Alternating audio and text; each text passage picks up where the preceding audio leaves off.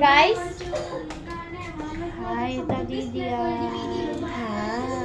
কি খবৰ আমি কলে গৈ আছো এতিয়া গৈ আছো সৰু সজাই ফিল্ডত কি কৰিবলৈ নাচিবলৈ অ'কে